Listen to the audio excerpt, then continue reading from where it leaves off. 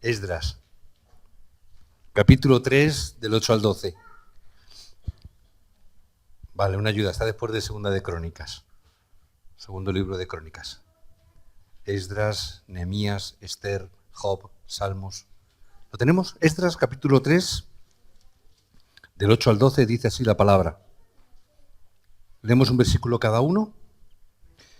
Empiezo por el 8, diciendo: en el año segundo de su venida a la casa de Dios en Jerusalén, en el mes segundo, comenzaron Zorobabel, hijo de Salatiel, Jesúa, hijo de Josadac, y los otros, sus hermanos, los sacerdotes y los levitas, y todos los que habían venido de la cautividad a Jerusalén, y pusieron a los levitas de 20 años arriba para que activasen la obra de la casa de Jehová.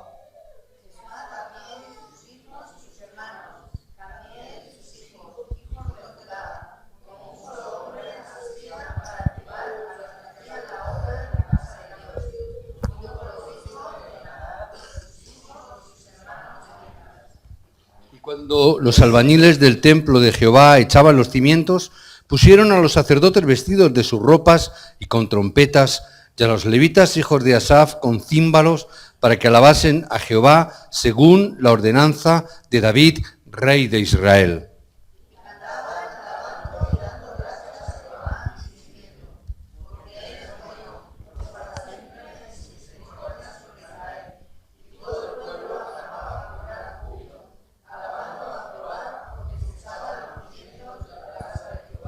Y muchos de los sacerdotes, de los levitas y de los jefes de casas paternas, ancianos que habían visto la casa primera, viendo echar los cimientos de esta casa, lloraban en alta voz, mientras muchos otros daban grandes gritos de alegría. Amén. Que el Señor bendiga su palabra. En este libro de Esdras y en el consiguiente de Nehemías, nos habla de que el pueblo de Israel tenía que regresar rápidamente a Jerusalén y reedificar el templo, ¿verdad? Es una obra importante que se tenía que hacer, es una obra importante que tenían que realizar. Ahora, hoy en día, debemos de hacernos una pregunta importante. ¿Por qué las grandes potencias mundiales viven tan bien y luego fracasan con el tiempo estrepitosamente? ¿Verdad? ¿Por qué ha pasado eso a lo largo del tiempo? Vemos que, ¿quién no ha oído hablar de Babilonia? Pero Babilonia hoy en día no existe. Hoy existe Irak, ¿verdad? Ha cambiado, Babilonia ya no existe. Entonces vemos cómo también cuando hablamos de la princesa de Esther, se nos dice que vivía en Persia. Pero Persia tampoco existe hoy en día. Hoy vas a buscar Persia en un mapa y no aparece. Aparece Irán. Todos fracasaron. ¿Por qué el pueblo de Israel también inclusive tuvo que superar o tuvo que sufrir 7 grandes desastres? Tenemos que saberlo para poder entender la Biblia correctamente. Si nosotros quitáramos de la Biblia los 7 desastres los cuales sufrió el pueblo de Israel, nos quedaríamos sin Biblia. Porque la Biblia está basada prácticamente en los grandes 7 sufrimientos o desastres en los cuales tuvo que vivir. No olvidemos 430 años como esclavos en Egipto. Si quitamos esa historia de Egipto, ¿con qué nos quedamos? Perdemos una gran fuerza a través de la palabra. Dice también que pasaron 14 jueces. Tenemos ahí el libro de los jueces, donde a través de este libro de los jueces podemos ver que fueron conquistados por los filisteos. Vemos poco a poco que va pasando el tiempo y fueron conquistados por los sirios. Asiria también. Luego cayeron en la cautividad de Babilonia y últimamente fueron conquistados por Roma. Y luego, por más de 1900 años, fueron esparcidos por todo el mundo, hasta el año 1946, donde se estableció nuevamente el Estado de Israel. Es decir, 1900 años después de la destrucción del templo. ¿Por qué el pueblo de Israel tiene que pasar por estas circunstancias? ¿Por qué es esto? ¿Por qué hoy en día entre los creyentes, decía hoy a los obreros, tampoco encontramos grandes hombres de negocios, ni encontramos grandes multimillonarios entre los cristianos hoy en día? Y es imposible que aparezca porque no se conoce la economía de la luz. Porque hoy en día se ha perdido la esencia del Evangelio. Porque hoy en día las naciones y los pueblos han perdido esto. Por eso tenemos que tomar fuertemente en el día de hoy este pacto y las respuestas. Hay tres cosas que me son muy frustrantes y que quiero compartir con vosotros en esta introducción. Las personas que movían el mundo en aquel entonces y en el día de hoy también, tengo que ver de dónde conseguían su fuerza y su poder. Hoy en día, de dónde los políticos y dónde las gentes de poder y de gobierno están sacando su fuerza y su conocimiento. Y tenemos que ver que en Génesis 3, Génesis 6 y Génesis 11, los problemas de las grandes potencias mundiales siguen siendo las mismas que hoy en día. Igual que en Babilonia, igual que en Persia, igual que en todos esos países, hoy en día están teniendo los mismos problemas. Por eso es obvio que vayan a fracasar, porque no tienen el poder espiritual. Hoy en día, leyendo un poco la historia, y estaba leyendo hace unos días un artículo de una revista de historia, decía que todas estas culturas milenarias, como las aztecas, los incas, etcétera, todas estas culturas como la egipcia, que han estado viviendo durante años, cuando estaban en su apogeo, nunca pensaban que eso pudiera llegar a ocurrir, que pudieran fracasar hasta tal punto. Y este hombre, este historiador, decía, le preguntaban, ¿puede ser que también nosotros en nuestra cultura hoy pueda ser que pueda ocurrir como en estas culturas del pasado, que podamos llegar a desaparecer? Y este hombre decía, este historiador decía, es muy probable que también esta sociedad, esta cultura, tal cual la conocemos hoy, también desaparecerá con el tiempo. Todos creemos que va a durar siempre, pero es así. ¿Por qué? Por en tanto y cuanto que el hombre siga estando sujeto a este problema espiritual, el problema sigue estando ahí. Los países que tenían este tipo de ideología donde no existe Dios, donde no es necesario Dios, donde la sociedad no necesita a Dios para nada, sino que podemos levantar una torre de Babel, que podamos alcanzar a Dios. Porque Dios hoy en día ya no es relevante, podemos descubrir todos los misterios de la ciencia a través de la ciencia misma, sin necesidad de tener o necesitar una explicación divina. Todas estas ideologías han llegado a ser las grandes potencias mundiales. Hoy estamos viendo que las mayores potencias mundiales han perdido incluso la esencia del Evangelio, como fue Estados Unidos, que ha sido siempre un referente a lo largo de la historia del Evangelio. Y resulta que se está perdiendo. Y hoy en día se están levantando otras potencias, como en China, donde evidentemente es una cultura comunista, donde no se le da ninguna referencia a Dios. Eso está ocurriendo. Se están levantando en nuestros países. Hoy en día está ocurriendo igual. Están levantando ídolos. Por eso, si no conocemos esta corriente, no podremos vencerlos. Espiritualmente cada vez será más complicado poder llegar a estas gentes y poder comprenderlas. Un día Egipto se derrumbó totalmente. Un día Babilonia se derribó y no pudo levantarse hasta el día de hoy. Lo podemos ver en la historia. Hay movimientos que se están levantando, que aparecen igualmente como la masonería, la nueva era. Se están levantando movimientos que quieren hacer la unificación religiosa, y el poder espiritual, el poder de Satanás está trayendo confusión a las personas de tal manera que no saben discernir, no saben distinguir. Todas las religiones son iguales, todo es lo mismo. Da igual en un sitio que en otro, porque al fin y al cabo todas son iguales, todas buscan lo mismo. Hoy se está hablando y se está diciendo, bueno, Alá es lo mismo que Buda, Buda es lo mismo que Dios. Porque al fin y al cabo Alá significa Dios, y más o menos es lo mismo.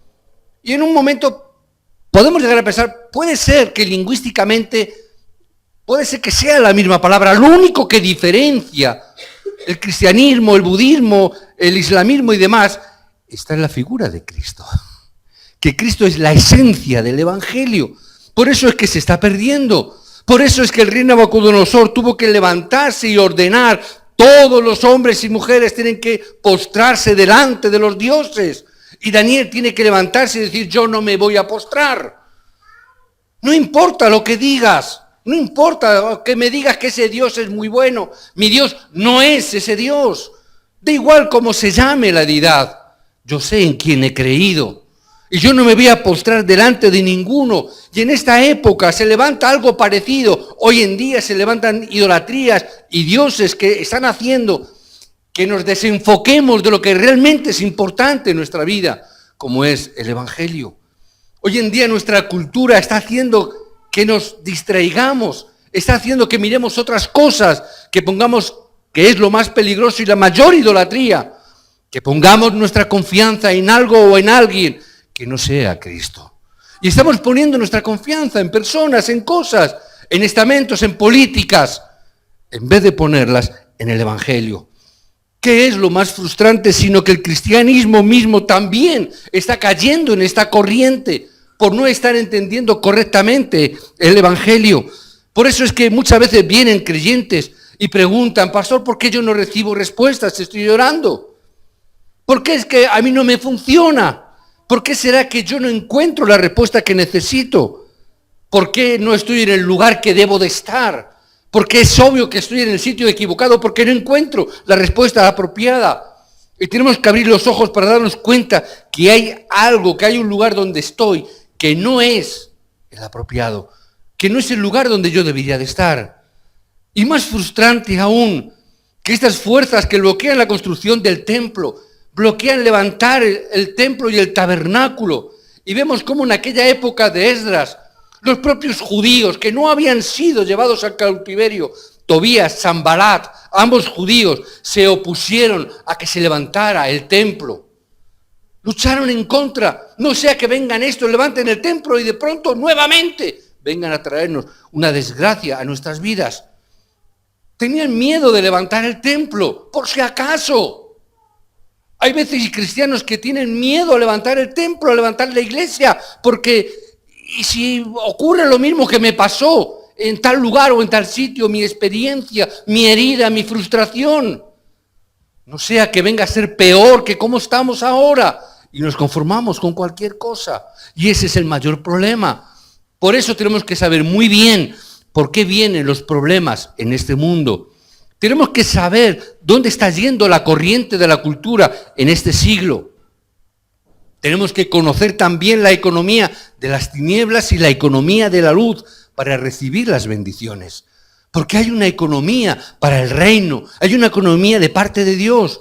Y que en este día podamos tomar este pacto de la economía de la luz, que podamos tomar este pacto de levantar el tabernáculo, donde la corriente de la luz podamos recibir las bendiciones de parte de Dios. Que podamos en este día tomar esta palabra, que podamos edificar la iglesia para que podamos estar levantando en contra de la idolatría de este mundo. Y solamente hay dos cosas: o levantamos la idolatría en el mundo o levantamos el templo para adorar a Dios. Porque no hay un término medio. Si no estamos edificando la iglesia para la gloria de Dios, estamos edificando el templo de la idolatría. Porque estaremos viviendo en el mundo de la idolatría. Por eso tenemos que confirmar hoy tres cosas muy importantes. La primera cosa que quiero confirmar es a través de la vida de Moisés. Moisés, que levantó el tabernáculo y el pacto. Yo preguntaría, ¿por qué Dios salvó a Moisés de la muerte? ¿Por qué es que le permitió bajar en esa canastilla por el río Nilo y casualmente llegar hasta el lugar donde la princesa de Egipto estaba bañándose? ¿Cómo es que Dios sopló ese aire o esas corrientes de las aguas para que llegaran hasta ese punto? Era un momento en el que Dios, a través de Moisés, iba a hacer algo grandioso en Egipto. Pero cuando digo grandioso no me refiero a que le iba a poner más gloria, sino grandioso porque iba a cambiar toda la idolatría de Egipto. Es el primer paso que dio para que la idolatría de Egipto sucumbiera delante de Dios. ¿Por qué Dios nos levanta? ¿Por qué Dios permite nuestra vida? Sino para cambiar la idolatría de este mundo, para cambiar la idolatría de este país. A veces podemos pensar, y seguro, y no voy a hacer la pregunta, porque yo mismo hubiese caído también en ella, ¿por qué Dios, o cuál fue el mandato más importante que Dios dio a Moisés? Si yo dijera esto, si yo preguntara esto, seguro que la mayoría, por lo menos un porcentaje muy grande, me diría, para sacar al pueblo de Egipto. ¿Verdad? Diríamos eso la mayoría. Otros, ¿qué hubieran dicho?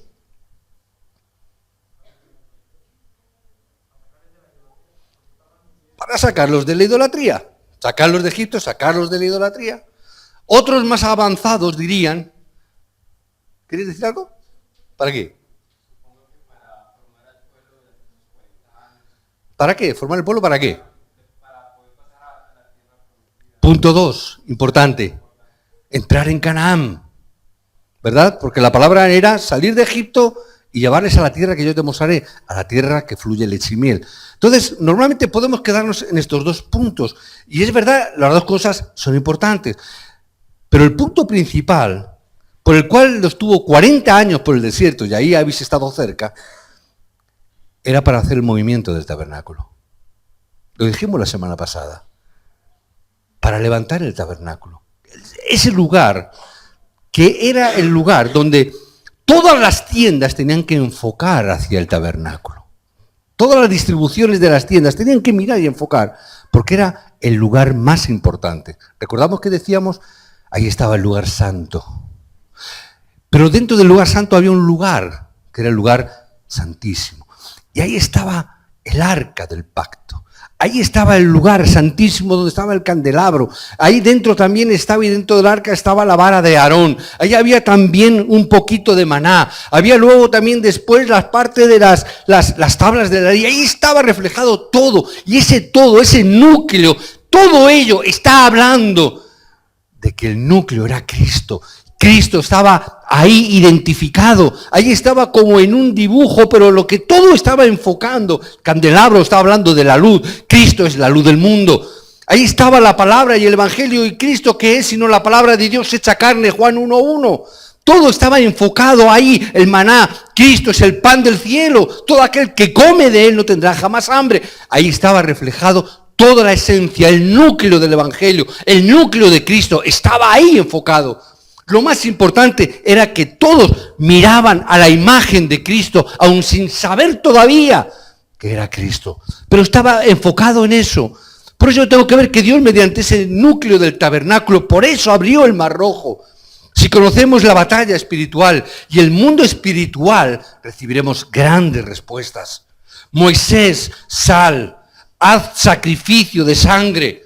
Moisés lo entendió rápidamente. Muy rápido lo entendió, fíjate. Podía haberse preguntado, ¿acaso puedo yo hacerlo? ¿Soy yo sacerdote? Él no preguntó eso. Podía haber preguntado, oye, ¿por qué tengo que hacer sacrificio de sangre? No preguntó eso. Sabía perfectamente la importancia del sacrificio de la sangre. Él lo que preguntó es, ¿yo podré hacerlo? ¿Seré yo digno? ¿Puedo yo hacerlo? Pero él comprendió la importancia. Él lo había entendido bien. Él conocía bien lo que significaba el sacrificio de sangre, porque veía la imagen de Cristo a través de ese sacrificio, a través de esa sangre. No olvidemos quién fue el que escribió el Pentateuco, quién fue quien escribió Génesis, quién fue aquel que estuvo escribiendo sobre el huerto del Edén, donde Eva comió de la manzana, quién escribió lo de la historia de Noé, el derrumbe de la torre de Babel. Él conocía muy bien ese relato tan importante de las Escrituras. No es solamente que abriera el camino, el del Mar Rojo, sino que sabía que obras incluso mayores iban a acontecer. Mediante Moisés se levantaron las obras de la liberación del pueblo de Israel. Por eso tenemos que tomar esta palabra, que experimentemos la liberación a través de la sangre de Cristo. Donde hoy en día hay muchos problemas espirituales, donde hoy también nosotros tenemos muchos problemas espirituales. Es así. Pero hace ya 15 años entró el Evangelio aquí. Hace 15 años que pudimos entender esta palabra.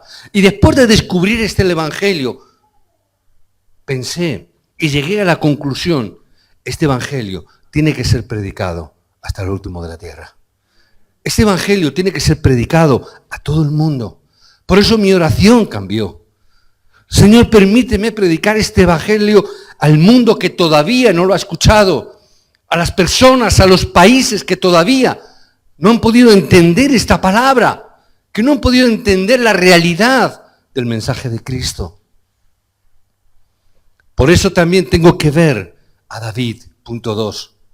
Levantar el movimiento del templo y este pacto. Después de ese día, dice la palabra, después de ese día el Espíritu de Dios vino sobre David. ¿Cuál fue ese día? ¿Cuál fue ese día? Después de aquel día que se encontró con Samuel y Samuel vino a su encuentro, Samuel le habló de algo tan importante.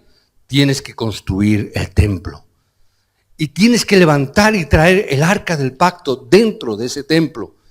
David comprendió eso. Aunque David se enfrentó en muchas ocasiones, tuvo que enfrentarse a la muerte, tuvo que enfrentarse a grandes crisis, pero David no podía morir. ¿Por qué? Porque era el protagonista de esa época. Porque se había convertido en aquel protagonista. Porque tenía que cumplir el pacto que Dios le había dado. Si somos personas que tienen que cumplir el pacto, si nosotros entramos dentro de esa dimensión, si entramos en este pacto, Dios nos bendecirá grandemente. Significa, David tenía un pacto muy importante. Por esa causa es que no podía morir. No importa que Saúl se levantara, que mandara ejércitos en contra de él. David no podía morir. Si nosotros entendemos esta palabra, tampoco fracasaremos. Si nosotros tenemos este movimiento del templo, si nosotros entramos dentro del pacto, si nosotros permanecemos en este lugar, no importa quién pueda venir en contra, no importa quién se levante, no importa las crisis que vengan, no importa las circunstancias ni las situaciones, no podemos fracasar, no podemos fallecer, no podemos ser derrotados, porque el pacto de Dios es eterno y para siempre. Y si estamos dentro de ese pacto, nada ni nadie podrá frenarlo. No a nosotros, al pacto que está en nosotros. Nosotros no somos importantes cuando entramos dentro del pacto. Por eso, levanta el tabernáculo, ponlo en medio de ti, céntrate en el Evangelio. Pasado el tiempo, Pedro, Pablo entendieron perfectamente este movimiento. Por eso Dios llamó a estos hombres, a los dos, para hacer el movimiento de la iglesia, tanto en Jerusalén como en el mundo entero. Dios levanta a estos dos hombres para levantar el movimiento de la iglesia. Dios nos ha llamado y tenemos que tomar este pacto tan importante en esta época. Por eso hay algo más importante que el tabernáculo, el templo y la iglesia. ¿Por qué Dios les dijo que vivieran centrados en el tabernáculo? ¿Os acordáis cuántos de vosotros habéis jugado con una peonza de esas de madera? No de las modernas, de estas de ahora, que salen con luces y con pilas y todas esas. ¿Quién conoce esas peonzas? ¿Se recuerdo? ¿Sí? En tu época. Los que sois de mi quinta, más o menos, conoceréis. Teníamos esas peonzas de madera, donde las coloreábamos nosotros mismos, pero que para que fuese buena y funcionara bien, tenía que tener un buen clavo dentro, ¿verdad? Y ese clavo tenía que estar bien centrado, tenía que estar bien en el núcleo, ¿verdad? ¿Para qué? Para que funcionara bien. Si ese clavo estaba bien centrado, esa peonza era buena peonza, si estaba bien centrado. Si una persona no tiene un buen balance en su vida, si una persona no está bien centrada, fracasará. Sí o sí, fracasará porque no tiene más remedio. Nuestro centro tiene que estar solo centrado en Cristo. Si nos separamos un poquito, está bien, es una buena peonza. Estará bonita y bailará bien, como decíamos, ¿verdad? Girará bien. Pero no será excelente. Algo estará fallando. ¿Por qué era tan importante? ¿Por qué es tan importante? Porque tenemos que estar centrados en Cristo. Porque tenemos que hoy en día levantar la iglesia para que la gente pueda estar centrada en el Evangelio. Por eso Dios nos hace vivir centrados en el templo, en la iglesia. Por eso hay muchos creyentes que no entienden esto. Dicen, da igual, podemos hacer culto en la casa. Pues sí, es verdad, pero no es lo mismo. Bueno, pastor, pero podemos luego escucharlo por internet. Sí, está bien, pero no es lo mismo. Internet no es para eso. Internet es para la evangelización del mundo, para llevar el mensaje a lo último de la tierra. Los creyentes tienen que venir a dar culto a Dios. ¿Por qué venimos a la iglesia? Yo no hace mucho escuché Pues nos lo pasamos bien, cantamos canciones, disfrutamos, pasamos un ratito agradable. Lo hemos pasado bien, ¿verdad? Y yo cuando escuchaba eso, me daba pena. Esta persona no ha entendido el Evangelio. Culto no es para mí, culto es para Dios. Culto no es para pasarlo bien. Yo para pasarlo bien me voy al cine, o me voy al campo, me voy a la piscina, me voy, ¿verdad? Para pasarlo bien hay muchos otros sitios. Yo vengo al culto y vengo a la iglesia a dar culto a Dios. El protagonista es Dios. El protagonista es Cristo. ¿Qué ocurre? Que no entendemos. Vengo a dar culto para pasarlo bien, para disfrutar. Y si el grupo de alabanza está acertado y tiene buen ritmo y las buenas canciones, y si pone las canciones que me gustan, y si pone las canciones que yo me sé bien, canto bien, entonces el culto es bueno. Y resulta que el culto está centrado en mí mismo. No es culto a Dios, es culto que yo hago para estar bien yo. Eso es idolatría, hermano. ¿Por qué dice levanta el tabernáculo? Para centrarnos en Dios, para centrarnos en Cristo, para centrarnos en el Evangelio. Pero nosotros seguimos centrándonos en nosotros mismos. Damos culto, sí, venimos a la iglesia, sí, pero centrados en nosotros mismos. Entonces no es culto. Culto es estar centrado a Dios. Hay muchas personas que no creen en Dios, que dicen que no creen en Dios. Y dice, bueno, iré al infierno. Y dice, bueno, pero cuando vaya... Pero el problema es que mientras tanto estáis experimentando o están experimentando el infierno en esta vida. Y nosotros seguimos centrados en nosotros mismos, en vez de centrados en el Evangelio. Cuando una mujer está embarazada, y algunas saberlas haylas entre nosotros, es un tiempo, y no miro a nadie, no quiero mirar a nadie, ¿verdad? Mujeres embarazadas, es un tiempo muy importante para el bebé, ¿verdad? Está ahí formándose, es un tiempo muy importante. Cuando un niño está en primaria, es el tiempo de poner los fundamentos en su vida. Cuando ese niño crece y llega el tiempo donde encuentra novia y piensa en casarse y forman un hogar, se casan, ese es el tiempo de los mayores problemas espirituales que se graban en sus vidas. Porque dos bombas de relojería se han unido, ¿verdad? Explotará una u otra, o las dos al mismo tiempo. Son dos bombas de relojería. Satanás desde el principio atacó a Eva, atacó a la persona, a la mujer. Génesis 6 atacó también al matrimonio, a la familia. Por eso en cada uno de esos momentos los problemas espirituales atrapan a las personas. Desde que son pequeñitos, en la adolescencia, hoy en día está atrapando también a los remanentes.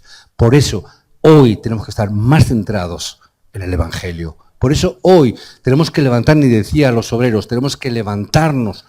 ¿Para qué? Porque nosotros tenemos que estar centrados más en el Evangelio, más en Cristo. Y no solo nosotros, sino que tenemos que hacer que nuestros descendientes, nuestros hijos, estén más centrados también en Cristo y en el Evangelio. Pero a veces, los padres, ¿qué hacemos?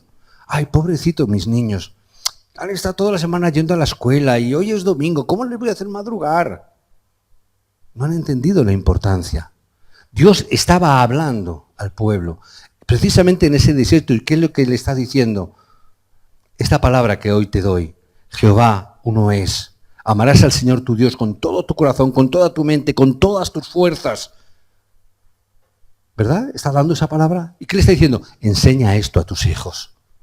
Transmíteselo, porque eso es lo más importante. A veces queremos transmitir a nuestros hijos nuestra forma de ser, nuestro carácter, nuestro pensamiento. Queremos transmitir a nuestros hijos nuestros gustos, a veces nuestras frustraciones. Yo no he sido médico, yo quiero que mi hijo sea médico. O yo no he podido ser esto porque he fracasado, quiero que mi hijo haga esto o aquello. Deja que el talento que Dios ha puesto en tu hijo sea levantado. Para eso, que tu hijo se centre en el Evangelio. Venir a la escuela de Evangelio, como obreros y líderes, para aprender estas cosas. Amén. Que podamos levantarnos. El ser humano que no conoce a Dios quiere decir que vive una vida pobre y débil, sufriendo, a veces incluso peor que los animales, donde solamente viven, nacen, viven, crecen, se multiplican y mueren. Ya está. Mi hija tiene animalitos en casa que viven igual. No hay diferencia. Por eso la palabra dice, el temor a Jehová es el principio de la sabiduría. El temor a Jehová. David también en el último momento dijo, tú con todas tus fuerzas, le estás dando una palabra a Salomón, con todas tus fuerzas, conoce a Jehová tu Dios. Joven, conoce a Jehová tu Dios. Hasta tal punto que Salomón lo entendió que llegó a escribir, vanidad de vanidades, todo es vanidad. Lo único importante es alabar a Dios. Es estar centrado en el Evangelio, en Cristo. Pero Satanás se engaña diciendo que Dios no existe, dando éxito a las personas. Hacen idolatría y lo convierten en la cultura del país. Y las personas caen, incluso los creyentes. Que hoy en día podamos ser completamente liberados de este engaño y de esta mentira. Que tomemos la palabra de Dios y donde vayamos podamos cambiar la corriente espiritual de este país. ¿Por qué queremos levantar? Quiero concluir. ¿Por qué queremos levantar ese centro de remanentes si no es para salvar a los remanentes? ¿Por qué queremos levantar? Y a veces predicamos diciendo que queremos levantar las casas de misión, sino para predicar el Evangelio. ¿Por qué insistimos tanto que nuestras casas tienen que ser casas de misión? Que cada casa, cada hogar de un creyente, de un hijo de Dios, sean un lugar donde el Evangelio sea predicado y cada hogar se convierta en una iglesia. Y yo recuerdo una vez que compartí esto, un pastor me dijo, eso que has dicho no estoy de acuerdo, mi casa es mi casa, no tiene por qué ser una iglesia, porque yo cuando voy a mi casa quiero estar tranquilo, no quiero que nadie me moleste. Yo le pregunté, ¿y tú por qué te crees que Dios te dio tu casa? ¿Por qué te crees que Dios te dio esa casa? ¿Por qué Dios te dio esa casa en ese lugar? ¿Para que estés acomodado? ¿Dios te levantó tu casa? ¿O para que a través de tu casa tú puedas ser luz en medio de la oscuridad? Así me lo dijo. Copastor de esta iglesia. Como no sabéis el nombre, no lo diré. Y los que lo sepan, que se callen. Pero así me dijo. Mi casa es mi casa, no quiero que nadie me moleste en mi casa. Entonces no es una casa de misión. Nunca será una iglesia. ¿Para qué la quieres? Tenemos que entender esta palabra. Si tomamos el pacto de Dios, no va a tener más remedio que bendecirte. No va a tener más remedio que recibir la bendición. Si no tomamos este pacto, ¿por qué Dios tiene que bendecirte? ¿Por qué Dios va a tener que bendecirte? ¿Por qué Dios tiene entonces que ayudarte para que pague tu hipoteca en tu casa? No es tuya, para ti. Págatela tú. Ay, Señor, ayúdame. Para eso si quieres a Dios, para que te pague la hipoteca de la casa. Perdona, que yo creo que te has equivocado de Dios. Tú querías hablar con el Dios Bankia. Te has equivocado de Dios. Vete al Santander o al BBV. Te has equivocado entonces. No has entendido esto. Si nosotros tomamos el pacto, sí o sí, Dios te va a bendecir. Si tomas el pacto de la luz, tú recibirás luz. Si tomas y ves la economía del reino y la economía de la luz, Dios te la dará sí o sí. Ni siquiera tienes que pedirla. Dios a través de Moisés tenía que hacer la construcción del tabernáculo. Por eso Dios, para que hiciera esa bendición del tabernáculo, Dios le bendijo. Yo te daré todo para que la levantes. ¿Os acordáis cuando salieron de Egipto? ¿Qué es lo que Dios le dijo a Moisés? Este es un texto que a lo mejor no muchos sabéis. Pero Dios, ¿qué le dijo? Di a las mujeres, ir a las mujeres que vayan, a las mujeres de los egipcios y que les pidan el oro, la plata y todo. No dejéis ni una pezuña en Egipto. ¿Para qué era? Para levantar el tabernáculo. ¿Os acordáis todo el oro y la plata? La semana pasada para levantar las columnas que tenían que ser con oro y con plata. ¿De dónde os creéis que la sacaron? Si eran esclavos. ¿De dónde sacaron el oro y la plata? Y el bronce. Dios se lo proveyó de los egipcios. La economía del mundo, la economía de la idolatría, Dios se la concedió a los hijos de Dios. Entonces, si nosotros entendemos para qué levantamos la iglesia, Dios nos dará la economía para la iglesia. Es Dios quien lo hace. Por eso tenemos que entender el movimiento de la iglesia que Pedro entendió. Tenemos que levantarlo. Y si nosotros queremos levantar el centro de remanentes para levantar los remanentes, Dios proveerá de la economía. Y si no la hay, Dios levantará a esos multimillonarios que hoy no hay para que los haya. Y si no, levantar a los remanentes, levantarlos como especialistas, levantarlos como profesionales, levantar a los remanentes para que ellos conquisten la cultura y la economía y puedan hacer el movimiento del tabernáculo. Dios lo tiene. Por eso tenemos que ir en esa dirección. David tenía que pelear la batalla espiritual para levantar el templo. Pero por eso mismo Dios le dio las mayores bendiciones a David. Y no podía pararlo ningún gigante.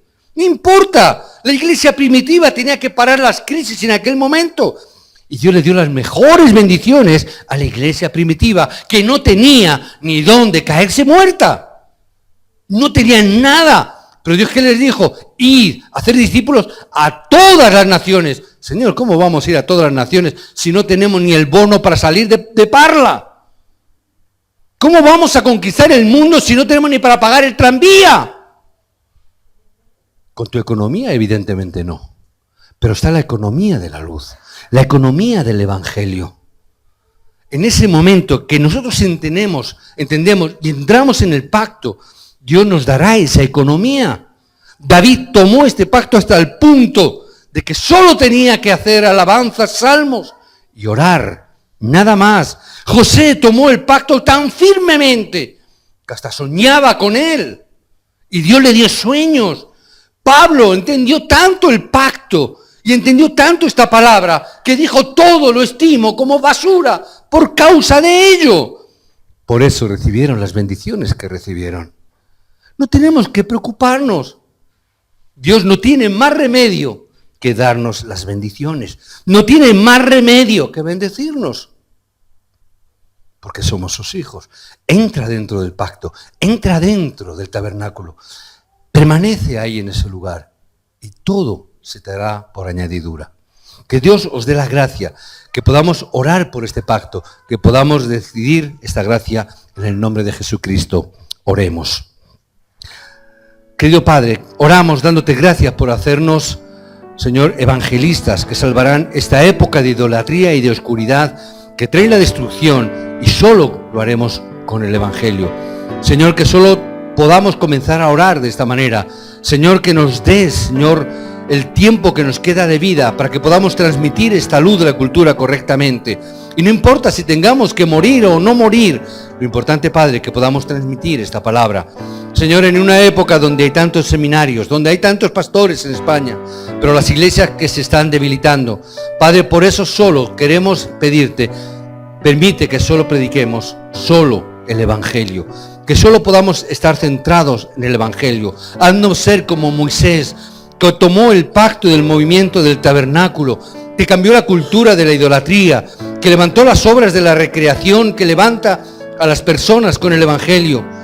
Señor, oramos que pueda ser como David, que tenía el pacto del movimiento del templo y recibió la fuerza a través de la llenura del Espíritu Santo, que vivió una vida de respuestas que cumplen ese pacto que tú nos has dado. Haznos, Señor, ser como Pedro y Pablo, quienes hicieron el movimiento de la iglesia y llegaron a ser las figuras principales que disfrutaron las más grandes respuestas de salvar el mundo entero. Señor, haz que la cultura de la luz y la cultura de la economía sean transmitidas a otros a través de cada uno de nosotros. Señor, que sea transmitido a través de esta pequeña iglesia. Pero, Señor, en el nombre de Jesucristo, Padre, oramos para que en todo ello tú recibas toda la gloria y toda la honra. Y es, Padre, por ello que oramos en el nombre de Jesucristo. Amén y amén, Señor.